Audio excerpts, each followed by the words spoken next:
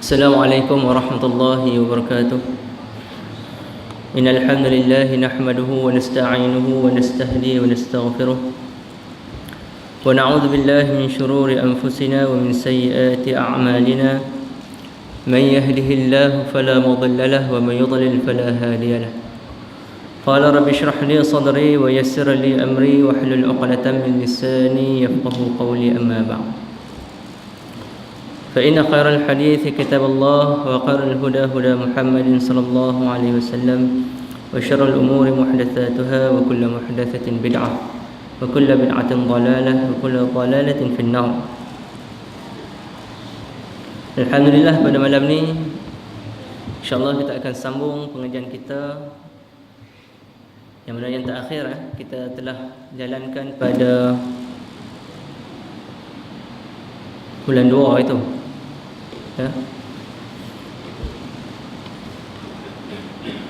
iaitu kuliah kita yang terakhir. Kita telah pun menyentuh berkaitan dengan perkara-perkara yang membatalkan solat dan juga solat menghadap ke kubur. Jadi insyaAllah pada malam ni kita akan sentuh berkaitan dengan satu bab baru, iaitu tentang pakaian ketika solat. Tentang pakaian ketika solat. Adakah Nabi SAW mengenakan pakaian-pakaian tertentu sahaja ketika solat, ataupun Nabi pernah melarang pakaian-pakaian tertentu, ataupun semua pakaian boleh digunakan untuk menunaikan solat. Jadi kita akan tengok berdasarkan kepada hadis-hadis yang dibawakan oleh Syekh Nasiruddin Al-Albani. Rasulullah sallallahu alaihi wasallam biasanya mengenakan pakaian yang beliau miliki ketika hendak menuju untuk menunaikan solat. Beliau sama sekali tidak mengkhususkan satu pakaian untuk dikenakan dalam solat kecuali dalam solat Jumaat, sebagaimana akan disebutkan kemudian. Kadang-kadang Nabi SAW disebutkan salla fi hullatin hamra, iaitu baginda Nabi SAW mengenakan pakaian yang berwarna merah. Ada hadis lain yang akan saya bacakan juga lepas ni.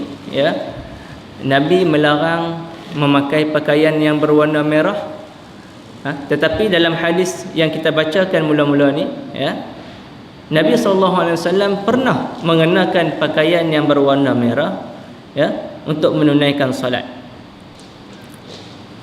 Kata Abu Juhaifah, kharaja Rasulullah SAW fi hullatin hamra mushammiran fasalla ila al-'anazah bin nasi rak'atain wa ra'aitu an-nasa wad-dawaba yamurruna baina yaday al-'anazah. Pernah satu ketika Rasulullah SAW mengerjakan solat dengan mengenakan pakaian berwarna merah. Kemudian fasalla ila al-'anazah bin nas, dia letakkan satu tongkat di hadapan dia ketika dia bersemayam dengan dengan manusia, dengan para sahabat. Wa ra'aitu an-nasa wad-dawaba yamurruna baina yaday al-'anazah. Dan kata Abu Juhaifah, dia kata, aku tengok manusia dan juga binatang-binatang ternak lalu lalang di belakang tongkat Nabi tadi. Sebelum ni kita telah bincangkan berkaitan dengan perlunya untuk kita memasang sutrah ataupun pembatas di antara kita dan juga tempat solat kita. Dan telah pun kita bincangkan bahawa kadar ukuran sutrah itu lebih kurang dalam tiga hasta. 3 hasta. Lebih kurang macam tu. Dan telah pun kita bagi tahu bahawa bila mana adanya kita meletakkan sesuatu sebagai sutrah tadi, maka apa sahaja yang berlaku di belakang sutrah ataupun di belakang pembatas tu, maka itu tidaklah mengganggu solat kita. Cumanya bila ada orang nak lalu di antara kita dengan sutrah, barulah kita disunnahkan untuk kita menegah orang tersebut lalu. Ya, jadi dalam hadis ni ya, di samping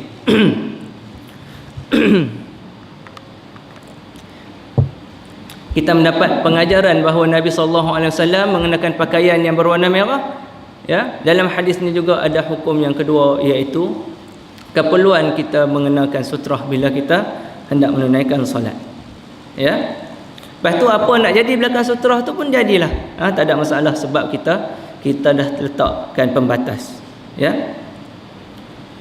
Hadis ini diriwayatkan oleh Al-Bukhari, Muslim, Abu Daud, An-Nasa'i dan lain-lain. Ya. Hadis ini menunjukkan bolehnya mengenakan pakaian yang berwarna merah. Dan pandangan ini adalah merupakan pandangan ulama Syafi'iyah dan ulama lain-lainnya. Dan inilah pendapat yang benar, insya-Allah, menurut pandangan Syekh Nasruddin Al-Albani. Adapun hadis-hadis yang menyebutkan larangan mengenakan pakaian yang berwarna merah tidak satu pun yang sahih. Sedang penafsiran Al-Hullatul Hamra yang berwarna merah yang ditafsirkan, ada sebahagian ulama yang kata Hullatul Hamra tu maksud dia ada garis merah, bukannya pakaian tu color merah, tapi hanya ada satu garisan merah. Ada garis merah, sebagaimana yang disebutkan oleh Ibnul Qayyim dalam Zadul Ma'ad, juga merupakan pandangan yang tak tepat, kata Syekh Nasruddin Al-Albani. Sebab kata dia memang Nabi SAW dalam hadis ini memakai pakaian yang berwarna merah.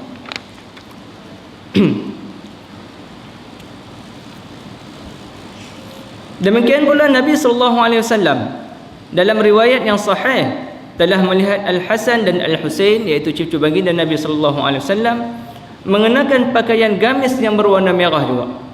Dan walaupun dia tengok cucu-cucu dia pakai color merah, pakaian merah tadi, ya, beliau tak menegah ataupun tak mengingkari apa yang dilakukan oleh cucu-cucu baginda. Ini juga nak menunjukkan bahawa Nabi SAW tidak menegahlah untuk kita memakai pakaian yang berwarna merah. Ya. Okey, seterusnya yang disebut sebagai al-hullah.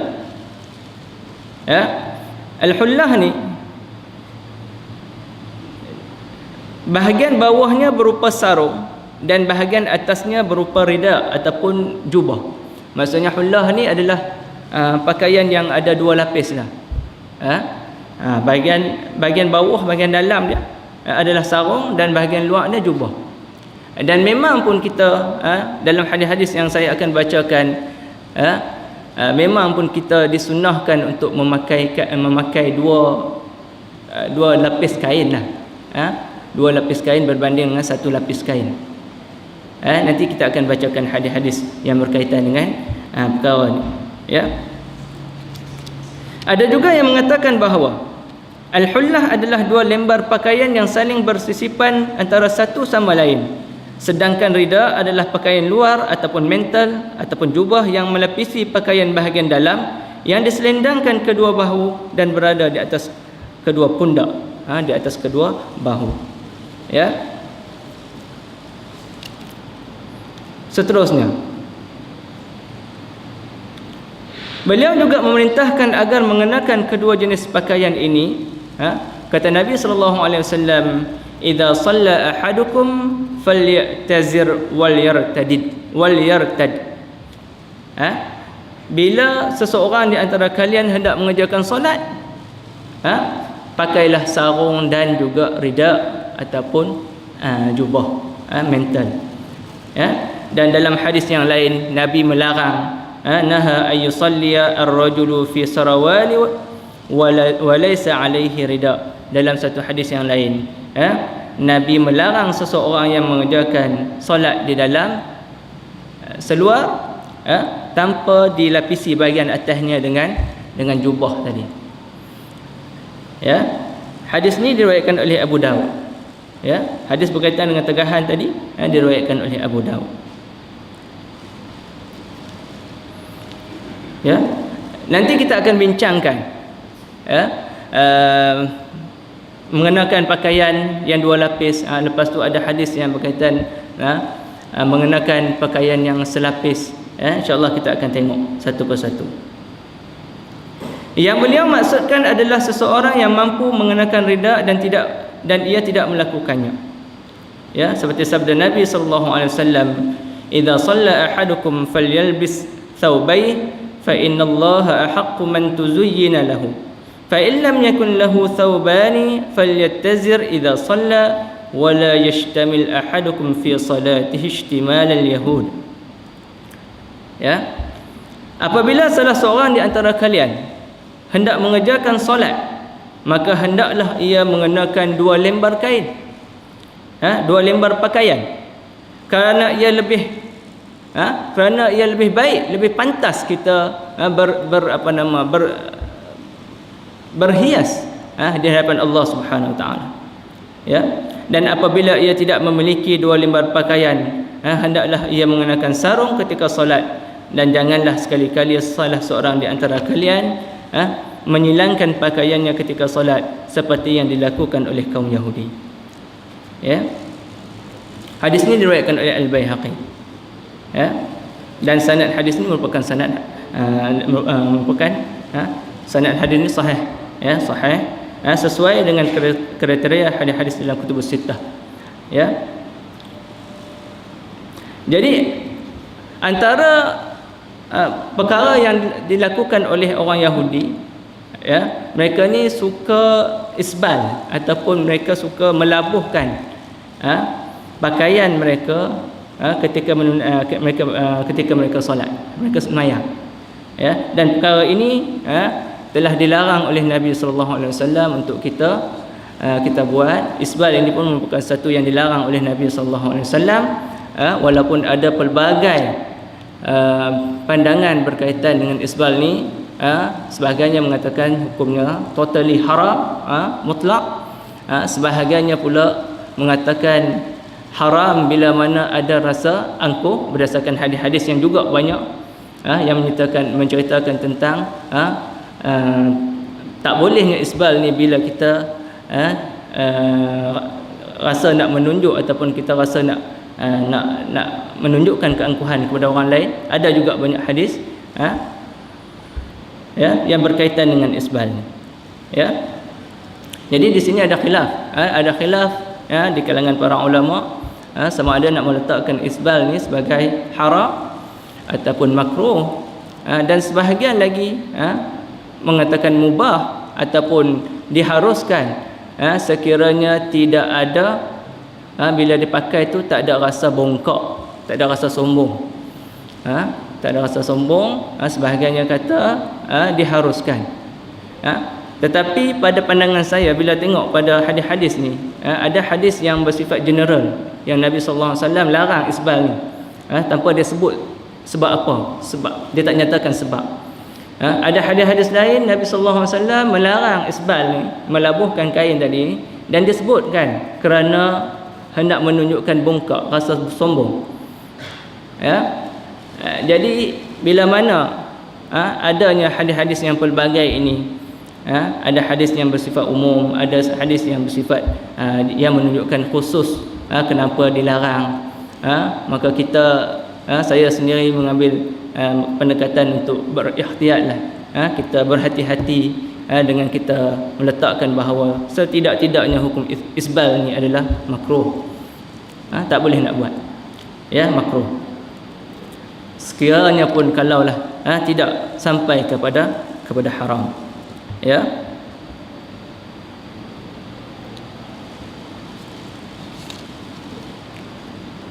Seterusnya,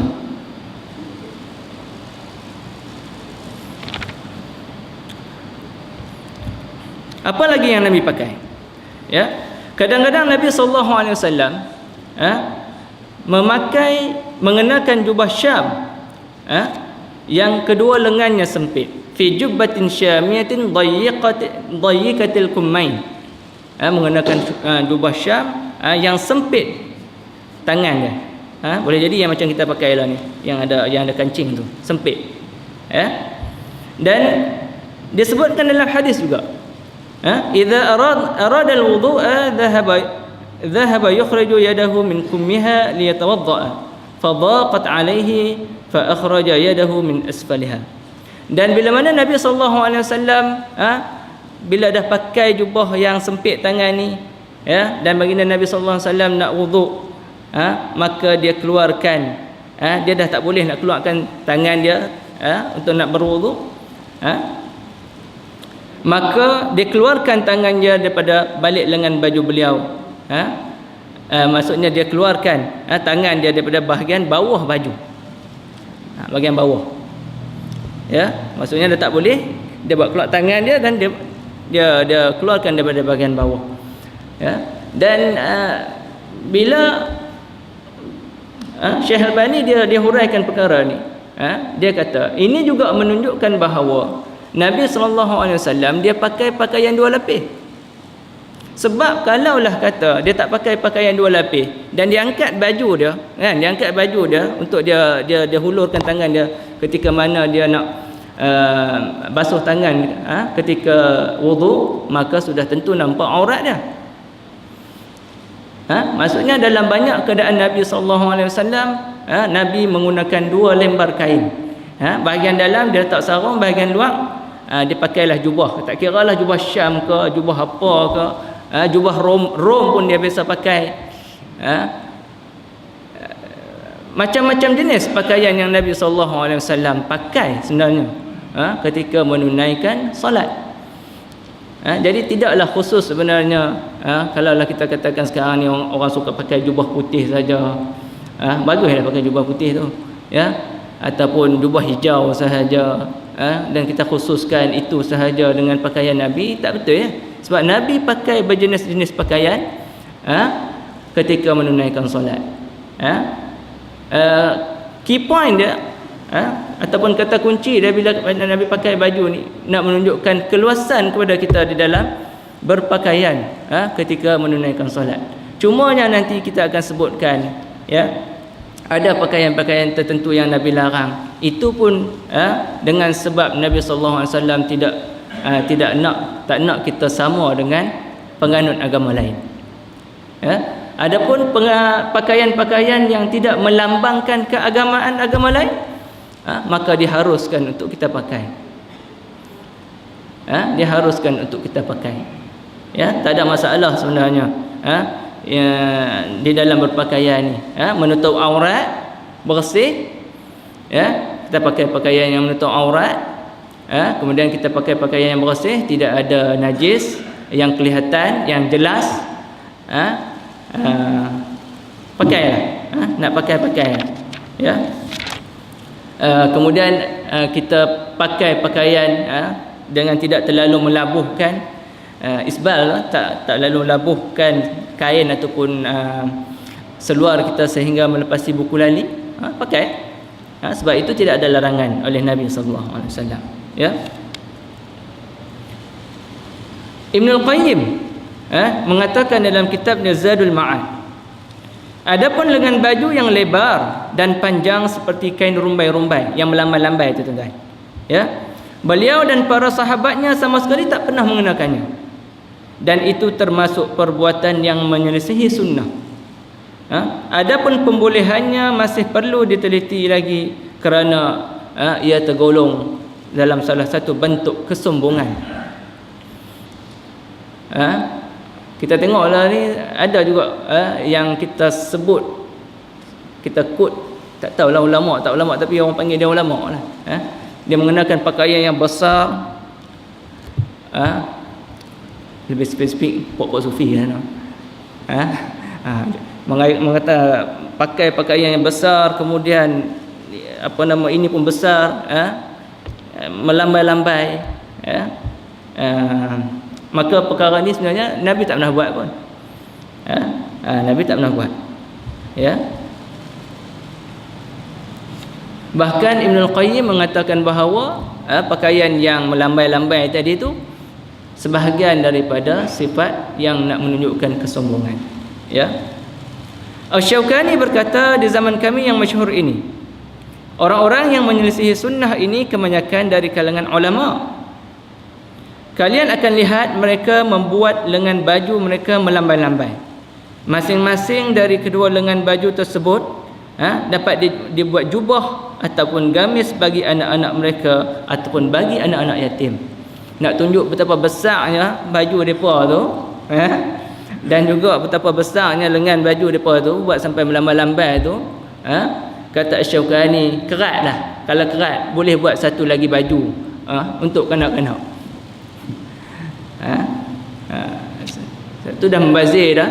Sepatutnya kain tu dia boleh gunakan untuk kegunaan orang lain, dan satu lagi menunjukkan kesombongan, ya.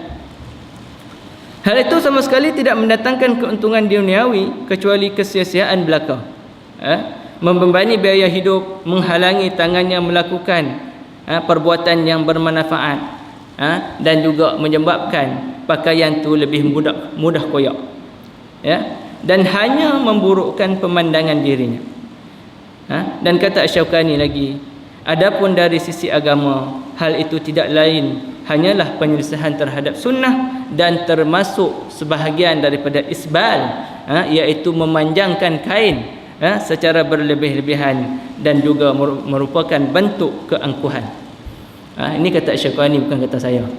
Saya hanya membacakan sahaja apa yang dikatakan oleh ulama ini, ya.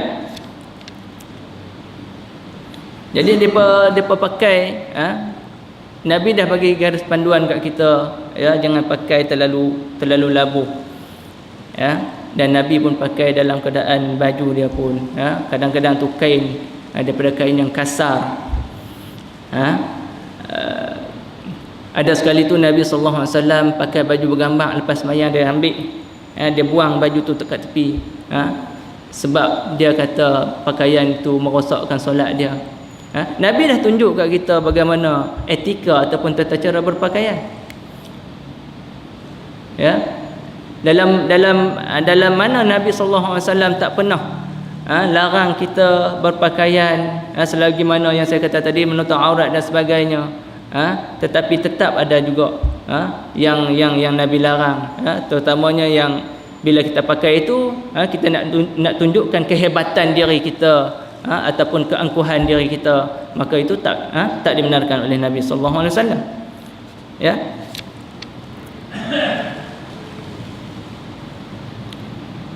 Okey, seterusnya. Okey, apa lagi yang Nabi pakai? Ya.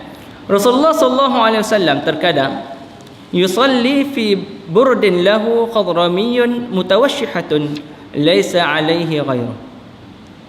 Ya.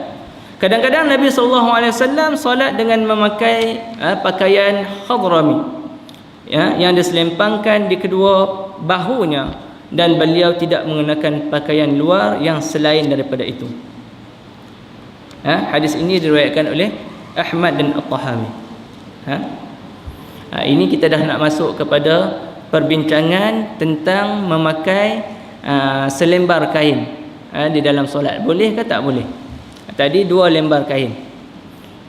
Ini kita nak masuk kepada perbincangan boleh tak boleh kita pakai selembar kain ataupun selapis baju saja. Boleh ke tak boleh? Ataupun pakai seluar saja, paras atas pada pusat. Macam orang dulu-dulu saya dah tengok, orang dulu, orang lah tak tahulah, jarang kot nampak. Kalau orang dulu-dulu dia kot bapak kita, tok-tok kita dulu, dia senang dia pakai kain dia tu, dia ikat sampai paras dada dia, kan. Kemudian dia solatlah, baju entah ke mana, angkat ketiak nampak bulu ketiak dan sebagainya. Itu menjadi saya lihat menjadi adat ataupun budaya masyarakat Melayu dulu. Tapi lah ni saya jarang tengok. Boleh jadi kita dah ada kesedaran yang tinggi tentang cara berpakaian.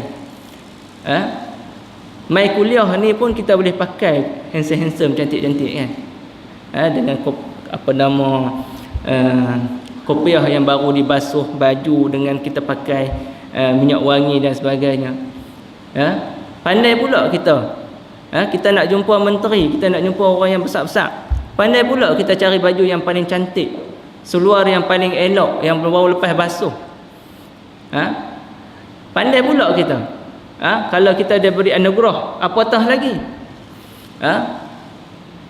Kalau kata diberi darjat apa nama datuk ke apa, kena pergi istana, kena pakai baju kalau hitam dan sebagainya, baju Melayu. Pandai pula kita pergi tempoh baru. Kan? Tak berani pula kita nak melawan tata cara berpakaian bila kita berhadapan dengan manusia. Ya, tapi bila jumpa dengan Allah, ini yang saya nak tegur. Kadang-kadang kita pakai baju singlet kita tu, baju pagoda tu kadang-kadang tak basuh seminggu. Bertaik lalat, angkat takbir tu nampak lubang-lubang sana sini kan. Kenapa kita tak nak melebihkan Tuan dan Tuhan yang Maha Agung melebihi manusia? Maksudnya kita ni tuan-tuan ada lagi rasa kehambaan kepada makhluk lebih daripada merasa kehambaan kepada pencipta. Sebab itulah dalam bab-bab yang simple macam ni pun kita tak boleh nak berhias diri untuk Allah. Kita lebih rela berhias diri kerana kita nak jumpa dengan manusia. Ya. Okey. Kata Al-Baji, yakni beliau meletakkan hujung kain yang ada di bahagian bawah lengan kanan di bahu kirinya dan meletakkan ujung kain yang ada di bahagian bawah lengan kiri di bahu kanannya. Dan inilah salah satu cara menyelempangkan kain pakaian yang dinamakan sebagai at-tawsyih ataupun dikenali sebagai ittiba', dan cara ini dibolehkan baik ketika solat atau selainnya. Dengan cara ini memungkinkan seorang mengeluarkan tangannya ketika sujud tanpa memperlihatkan auratnya. Ya, ini dah masuk dalam bab pakaian yang satu tadi. Banyak nanti kita akan jumpa lepas ni tuan-tuan, hadis-hadis Nabi sallallahu alaihi wasallam yang nak menunjukkan bila pakai selembar kain ni mesti kita menutup bahagian bau. Nanti saya akan bacakan banyak hadis. Bila nak pakai selembar kain, tapi kita sebenarnya di Malaysia ni kot tak ada masalah kot. Baju dengan seluar tu kira 2 lembar kain dah. Kan? Tapi kot-kotlah ada di Malaysia ni orang-orang yang susah, fakir, yang memang dia pakai baju pun terpaksa bergilir suami isteri ke kot macam mana ke. Maka Nabi mengisyaratkan bila mana pakai baju yang selembar ini, setidak-tidaknya kita kena tutup bahagian bahu. Ya. Okey. Antaranya hadis Umar bin Abi Salamah, ia berkata, ra'aitu Rasulullah sallallahu alaihi wasallam yusalli fi thawbin wahidin mushtamilan bihi fi baiti Ummi Salamah wadi'an tarafaihi ala atiqaihi. Aku tengok Nabi sallallahu alaihi wasallam solat di dalam solat dengan mengenakan selembar kain di rumah Ummu Salamah, ya, yang mana kedua ujungnya diselempangkan di atas kedua bahu dia. Itu satu. Ya. Kedua, hadis Ummu Hani, anna Rasulullah sallallahu alaihi wasallam shalla fi baitiha 'am al-fath 8 raka'atin fi thawbin qad khalafa baita tarafai. Pun sama tuan-tuan, hadis Ummu Hani. Rasulullah sallallahu alaihi wasallam mengerjakan solatnya di rumah Ummu Hani pada saat Fathu Mekah sebanyak 8 rakaat, ya, dengan mengenakan selembang kain yang diselimpangkan juga di atas bahu dia. Ya. Yang ketiga, hadis Jabir bin Abdullah, ra'aitu Rasulullah sallallahu alaihi wasallam yusalli fi thawbin wahidin mutawashshihan bih. Aku tengok Nabi sallallahu alaihi wasallam pakai pakaian daripada selembar kain ketika solat. Mutawashshihan. Mutawashshihan ni maksudnya selempang, dengan maksud menyelempangkan kain tadi di kedua bahu dia. Dan hadis ini semua dan banyak lagi hadis di sini dibawakan oleh Syekh Albani 4-5 hadis, semuanya merupakan hadis-hadis yang sahih belaka. Sahih belaka nak menunjukkan bahawa bila kita pakai pakaian selembar kain maka kena kena tutup bahagian bawah. Ya, kena tutup bahagian bawah. Okey. Walaupun begitu, ada satu athar daripada Ibnu Mas'ud, yang mana Ibnu Mas'ud pernah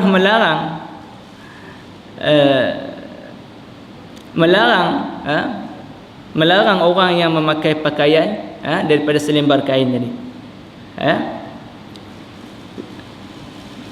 Sebagaimana yang diriwayatkan oleh Ibnu Abi Syaibah, beliau berkata, ini kata-kata Ibnu Mas'ud, la tusalliyanna fi thawbin wahidin wa in kana awsa'a ma baina as-sama'i wal ard. Janganlah kalian salat hanya dengan mengenakan selembar kain, walaupun kain itu seluas langit dan bumi.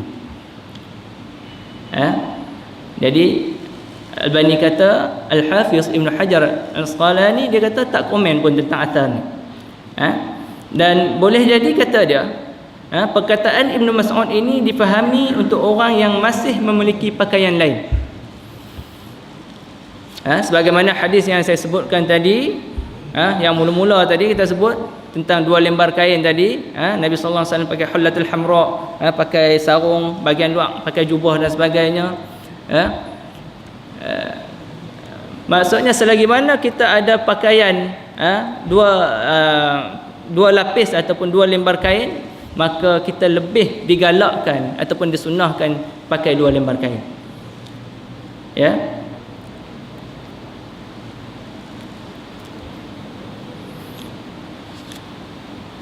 Seperti yang ditunjukkan oleh hadis Ibnu Mas'ud lainnya yang diriwayatkan oleh Abdullah bin Ahmad dalam Zawaidul Musnad dari 2 jalan, iaitu dari Abu Mas'ud Al-Jariri dan daripada Abu Nadrah bin Baqiyah. Ia berkata, Ubay bin Ka'ab mengatakan, as-salatu fi thawbil wahid sunnah kunna naf'aluhu ma'a Rasulillah sallallahu alaihi wasallam wa la yu'abu alaina. Ya, kata Ubay bin Ka'ab, ya, solat di dalam satu pakaian ataupun satu baju ni, satu lembar kain ni sunnah. Dan kami pernah buat benda ni bersama dengan Nabi SAW, dan Nabi tak mencela kami. Dan benda tu didengar oleh Ibnu Mas'ud. Ibnu Mas'ud kata, innama kana dhaka idh kana fi thiyabi qillah, fa amma idh wassa Allahu fas-salatu fi thawbaini azka. Kata Ibnu Mas'ud, hal itu sunnah jika kain tadi sikit. Adapun jika Allah memberi kelapangan, kelapangan pada kita, baju pun banyak, kain pun banyak, sarung pun banyak, seluar pun banyak, ya, maka mengenakan 2 lembar kain adalah lebih terpuji. Jadi boleh jadi larangan Ibnu Mas'ud yang di atas tadi, athar yang saya baca di atas tadi, terhadap orang yang dia ada keselesaan, memang dia baju dia bukan saja setakat selai 2, tapi beralmari. Almari 1 dah penuh, almari 2 pula dah penuh. Maka orang-orang yang diberikan keluasan macam ni, maka disunnahkan, memang patut untuk dia untuk memakai 2 lembar kain, sebagai tanda kita ni sebenarnya kita nak berhias di hadapan Allah Subhanahu Wa Taala. Ya.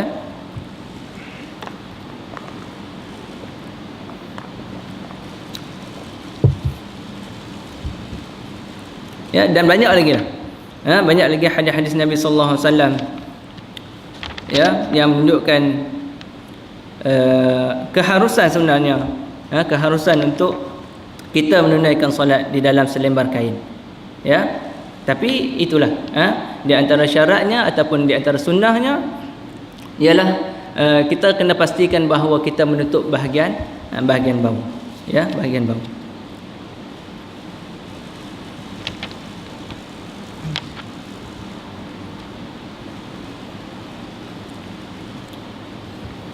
Ya, banyak hadis tuan-tuan. Yang nak baca satu-satu ni lebih kurang sama saja dia punya hadis dia.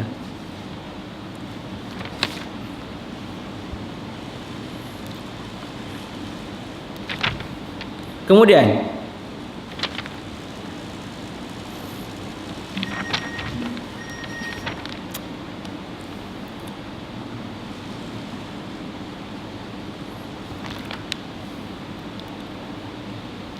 Wa qala lahu rajulun ayusalli ahaduna fi thawbin wahidin. Faqala aw kullukum yajidu thawbain. Dalam satu hadis, seseorang berkata kepada Nabi sallallahu alaihi wasallam, bolehkah kami ni nak solat di dalam selembar kain? Maka Nabi kata, apakah di antara kalian semua ni ada 2 lembar kain? Semua kaya ke? Semua ada kelapangan ke? Semua cukup ke pakaian? Dan sekiranya lah Nabi sallallahu alaihi wasallam mewajibkan kita memakai 2 lembar kain ketika solat, maka ini tidak menampakkan keluasan Islam. Ya, sebab itu dalam kes ini Nabi sallallahu alaihi wasallam membenarkan kita untuk pakai selembar kain ketika menunaikan solat. Okey.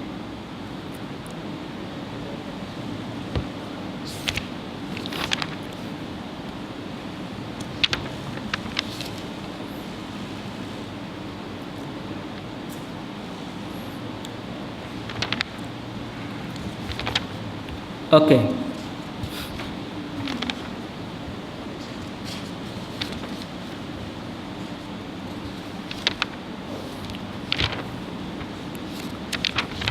Okey, tuan-tuan dan puan yang dirahmati Allah.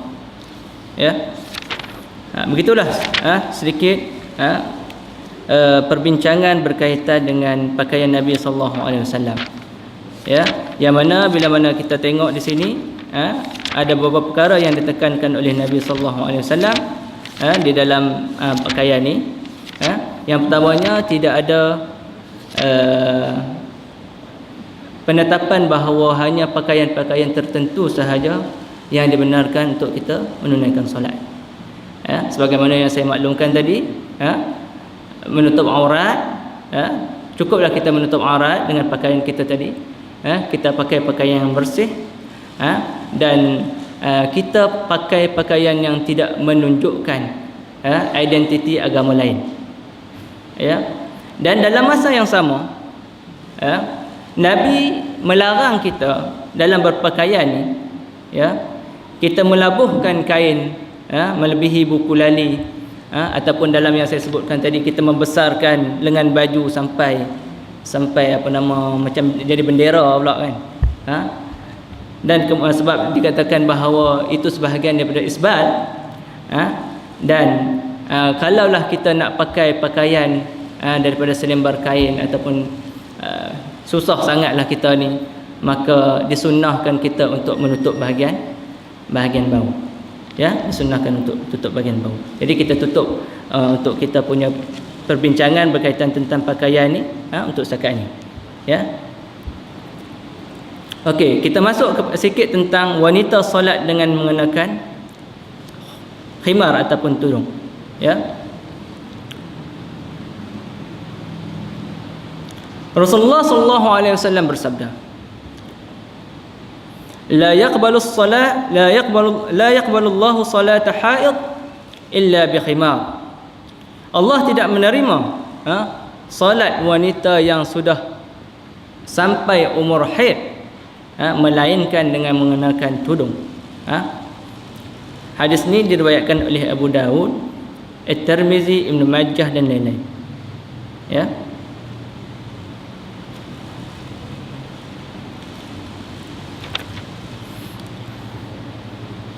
Dalam hadis yang lain disebutkan bahawa la yaqbalullahu min amra'atin salatan hatta tuwari zinataha wala min jariyatin balaghatil mahidha hatta takhtamir. Ya, Allah tidak akan menerima salat seorang wanita hingga ia menutup perhiasannya, dan juga salat seorang gadis yang telah menginjak umur haid hingga ia mengenakan kerudung, pakaian yang menutup aurat.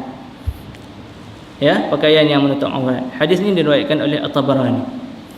Ya, jadi dalam kes ataupun dalam isu yang berkaitan dengan pakaian perempuan ni, tuan-tuan dan perempuan, sebagaimanalah yang difahami oleh orang-orang kita juga, orang Melayu kita, nak solat ni kena pakai kain telekung.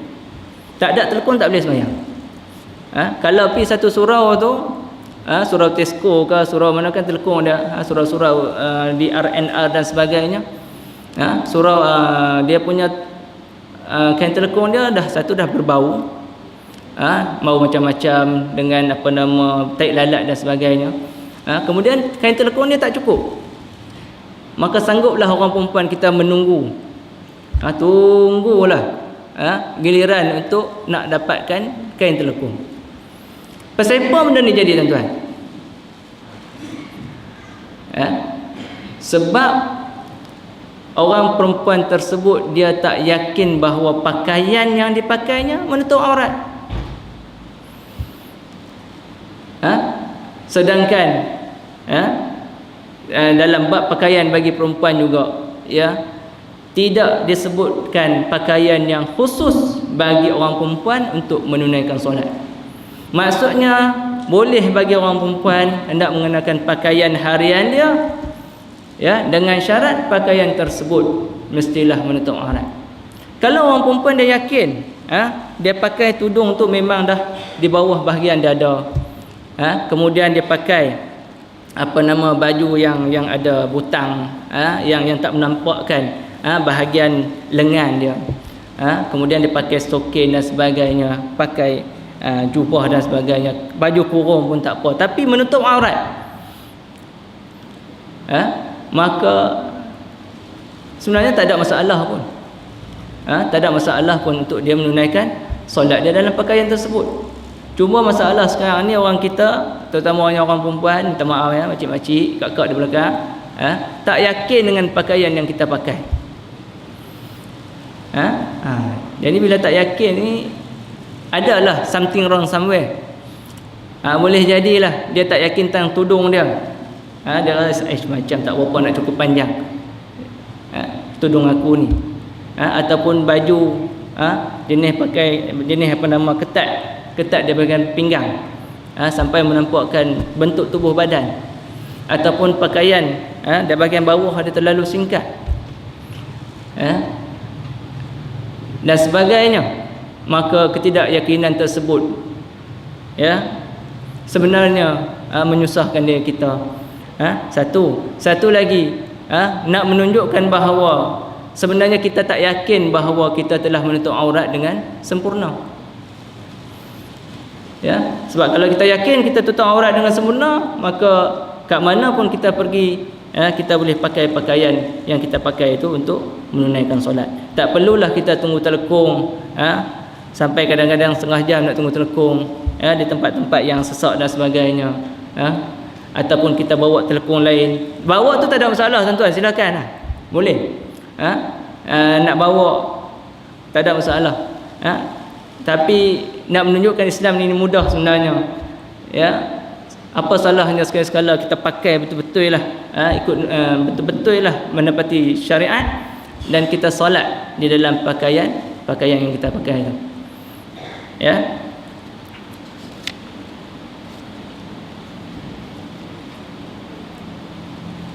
Okey.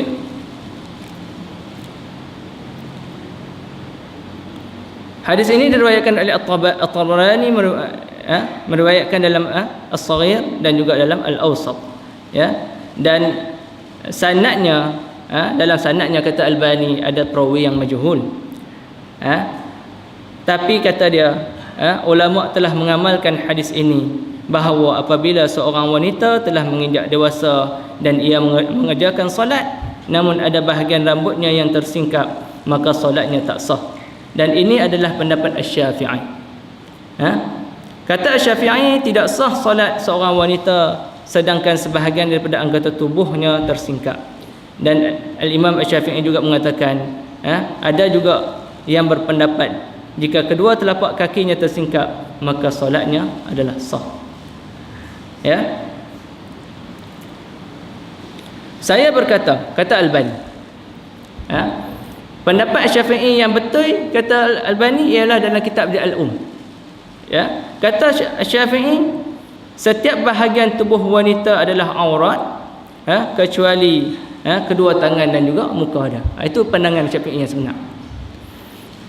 Jadi bagi orang perempuan yang dia dah pakai stokin, dia pakai pakaian yang besar, pakai tudung pun lepas daripada parah dada dia, ada pula air semayang, maka bolehlah dia menunaikan solat tanpa dia pakai telekung lagi, ya. Itu berkaitan dengan pakaian wanita dalam solat. Sama juga dengan pakaian lelaki. Bila lelaki perlu menutup aurat, boleh pakai apa jenis pakaian. Samalah juga orang perempuan, syarat dia mesti menutup aurat, boleh juga pakai dengan apa juga pakaian. Yang penting adalah menutup aurat dan bersih, ya. Okey.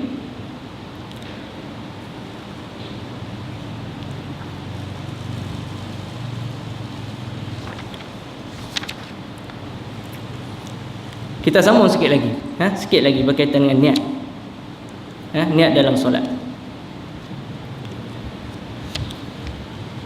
Rasulullah sallallahu alaihi wasallam bersabda, "Innamal a'malu binniyat wa innama likulli imri'in ma nawa."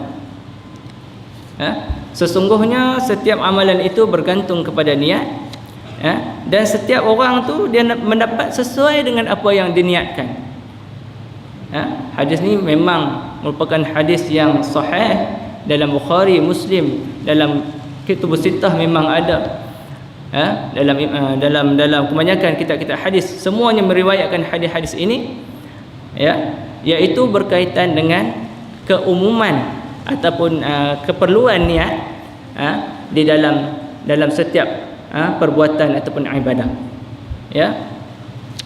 Cuma adakah di dalam solat kita perlu melafazkan niat lafaz niat tertentu, sebagaimana yang sebagian besar daripada umat Islam di Malaysia buat? Perlu tak dalam solat ni kena ada sahaja aku solat fardu Isya 4 rakaat mengikut imam ataupun menjadi imam kerana Allah Ta'ala? Dan perlukah dilafazkan sebelum nak niat dalam hati, yang kita kata niat itulah, perlukah kita melafazkan usalli faradul isya 4 rakaatin ma'muman lillahi ta'ala? Ada ke tak ada? Nabi buat ke tak buat ni? Ya, maka kita akan bincangkan sikit.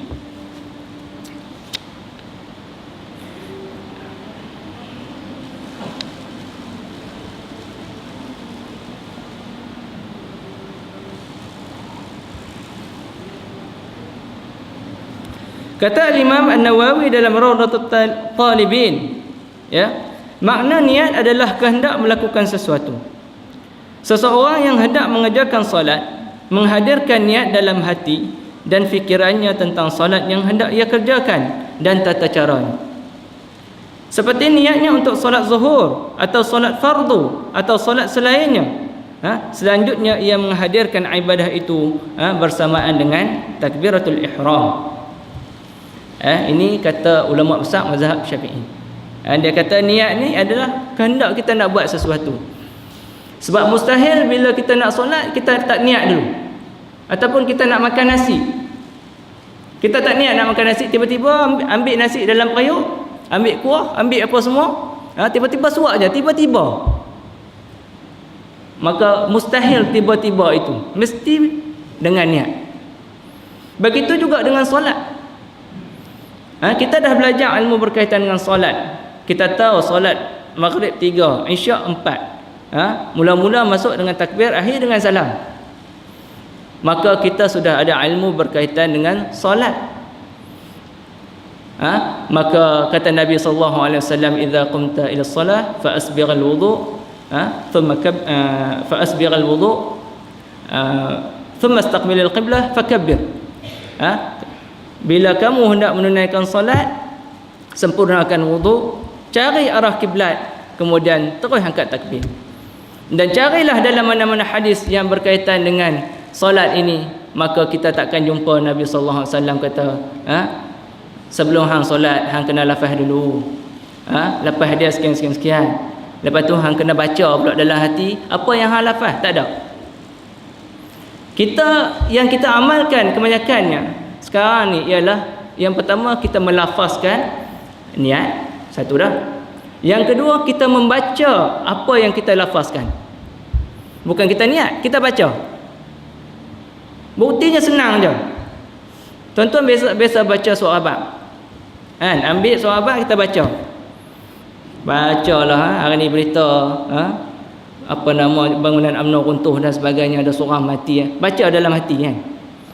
Maka itu bukannya dia katakan niat, itu dia katakan membaca. Tetapi menggunakan kita kata hati kita baca. Niat kita apa waktu tu? Niat kita nak membaca.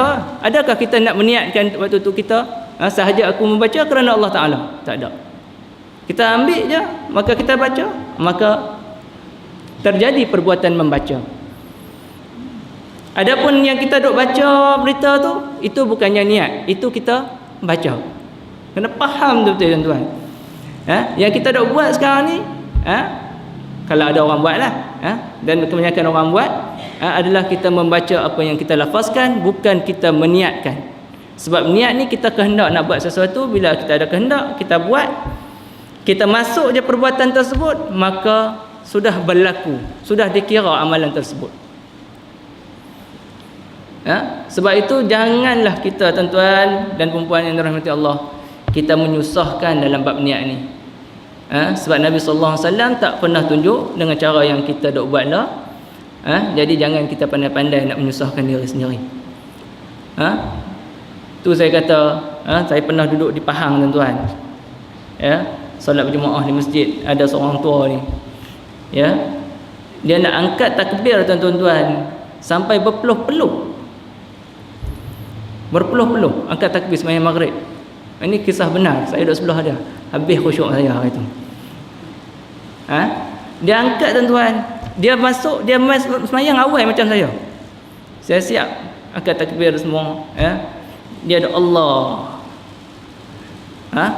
tak lepas, Allah tak lepas. Habis Al-Fatihah waladhdallin, dia pun amin juga, tapi tak lepas lagi. Tak lepas lagi. Imam baca apa nama surah dan sebagainya. Nak habis surah tu, Allah pak. Dapat tu tuan-tuan, terus rukuk.